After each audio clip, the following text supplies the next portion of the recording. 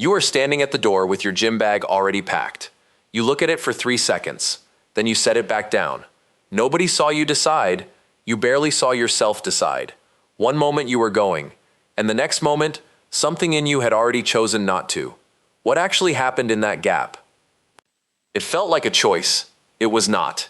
Somewhere between the intention and the action, a specific circuit in your brain made a calculation, and you lost before you knew you were competing. This is not weakness. It is chemistry, timing, and a piece of neural architecture most people never learn exists.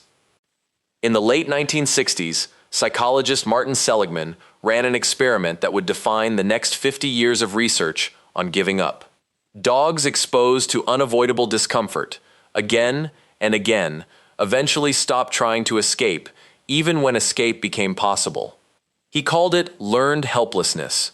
The dogs were not lazy. Their brains had learned, correctly, that effort had once produced nothing. So effort itself became the thing to avoid. Your brain runs the same math. Every time you have tried and failed, tried and stalled, tried and been disappointed, a quiet internal ledger updates. It is not tracking your character, it is tracking your odds. There is a small structure near the center of your brain called the habenula. Researchers studying it have found that it activates specifically in moments of expected disappointment, right before an effort is abandoned. It functions almost like a brake pedal, dampening the reward circuits that would normally push you forward.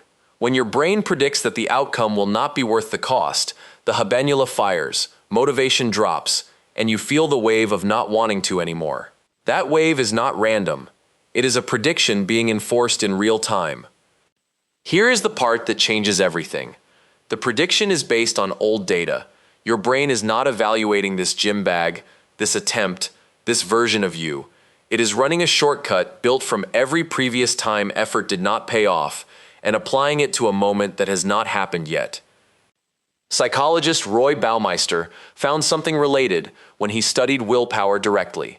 In one well-known study, people who resisted eating fresh cookies gave up on an unsolvable puzzle far faster than people who had not been asked to resist anything. Willpower behaved like a muscle that had already been used. But later research complicated that picture. It turned out belief mattered as much as depletion. People who believed willpower was limited ran out of it faster. People who did not hold that belief kept going. That single detail is the lesson hiding inside all of this. The moment you give up is not purely a resource problem.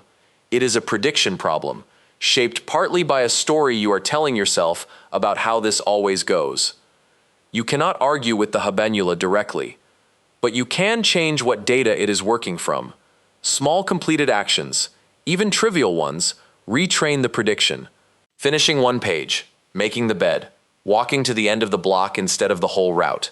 Each tiny win gets logged, and the ledger slowly shifts from evidence that effort fails to evidence that effort sometimes works. This is why massive, all-or-nothing goals often collapse fast. They give the brake pedal too many chances to fire before the reward circuit has anything to point to. The gap between deciding and quitting is not empty. It is a live negotiation between old data and new possibility, running faster than conscious thought. You will not win that negotiation by trying harder in the moment it happens. You win it earlier by feeding your brain small proof, over and over, that this time might be different. You are standing at the door again. The bag is packed. This time, you already know what is about to happen inside your head, and for the first time, you get to answer before it does.